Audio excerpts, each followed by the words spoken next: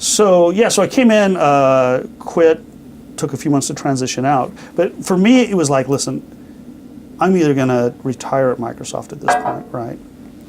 And I had a nice, enjoyable gig and was comfortable. But I'm either going to stay here, or if I'm ever going to break, because I was going to leave in 2000, and now it's 2008. Yeah. So let's do it. So I figured, hey, I better do it. So I jumped off a couple friends and jumped into Glimpse, right?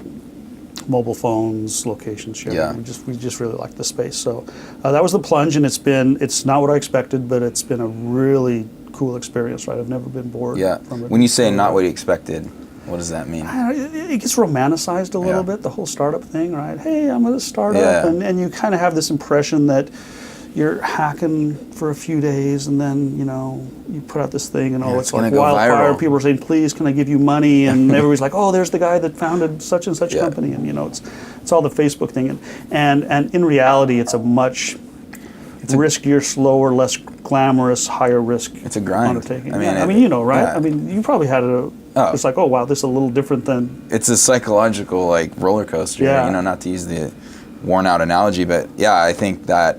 So my question is how, we're kind of fast forwarding, but how do you deal with that?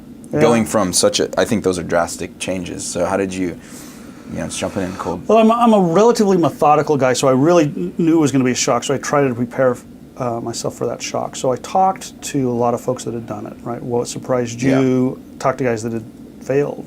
Why did you fail? What messed you up? And we talked about Jonathan Spizzato. He was a great guy to talk to, right? Because he'd left Microsoft. I'd worked with him in games, and he'd had some very successful companies. What worked for you? Some guys that fail, and they're like, a lot of guys failed because they're like, I didn't realize that once I build a product, I just figured everybody would know about it, right? Because at Microsoft, you build it.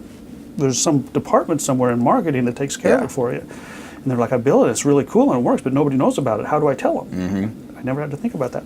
So kind of these things of failures and successes and things in between. So I went in going, okay, this is going to be really hard. Yeah. Right.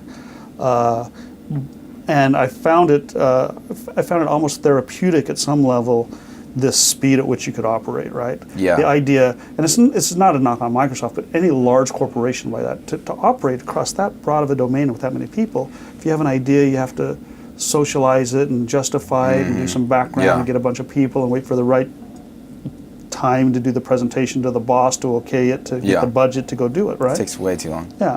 Where this was just fun because you'd wake up in the morning and you'd look, wow, let's go do this, and you'd crank out a little bit of code, and then you'd try it, let's tweak that. And so I found that piece very therapeutic, right?